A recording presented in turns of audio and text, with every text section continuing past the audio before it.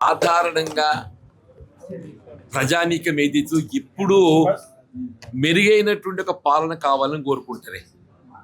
ఎన్నికలు వస్తున్నాయని చెప్పంటే గత ప్రభుత్వం కంటే మెరుగైన పాలన కావాలని కోరుకుంటారు. ఇలా కేసీఆర్ గారు దశాబ్ద కాలం ఏదైతుందో వారు 10 సంవత్సరాల కాలంలో కొంత వారు చేసే ప్రయత్నాలు చేసిండ్రు.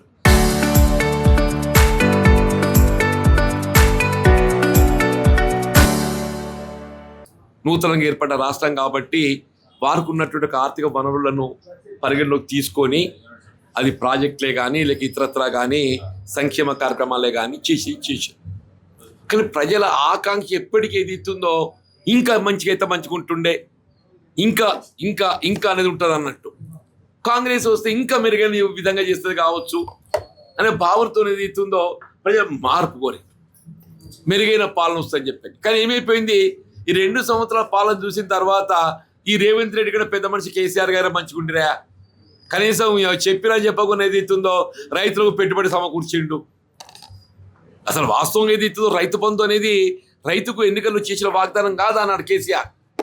అయినా కానీ ఏది ఇస్తుందో దేశంలో ఎక్కడ లేని విధంగా పంటకు 5,000, 2 పంటలు 10,000 రూపాయలు ఏది ఇస్తుందో వారు సమకూర్చిందని చెప్పి అంటున్నాను నేను. రైతు బీమా ఏనాడు ఏ రైతు కూడా ఊహించలేని చెప్పి అంటున్నా.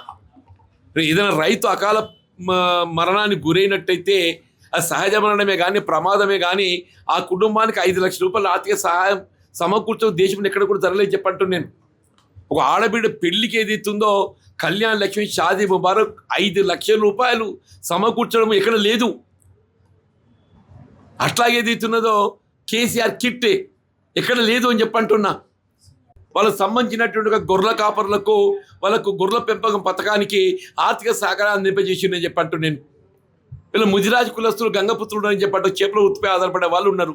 వాళ్ళ కోసం ఏది ఇస్తున్నదో వాళ్ళ వృత్తి కావాల్సిన చేప నారే కానీ వాళ్ళకి అందింపజేసిండు. విద్య ప్రధానమని చెప్పంటున్నా. విద్యకు సంబంధించి గురుకులాశ్రమ పాఠశాలలు, అసలు మైనారిటీ రెసిడెన్షియల్ స్కూల్స్ ఎవరు కూడా ఊహించలేదు.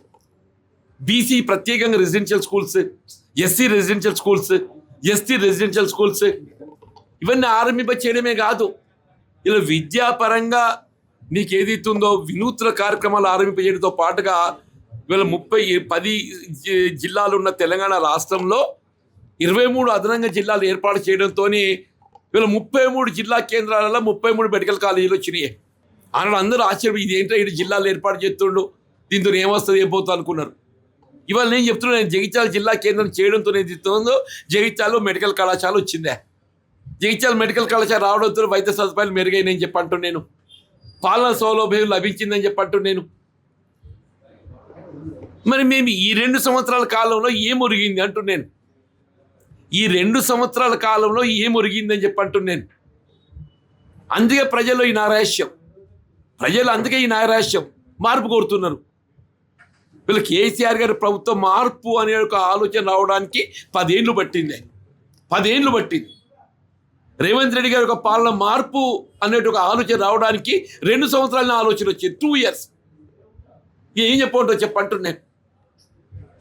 వీళ్ళు అందుకే ఏది ఇస్తుందో ప్రజలు ఆల్వేస్ దే ఆర్ సుప్రీం అని చెప్పంటూ నేను.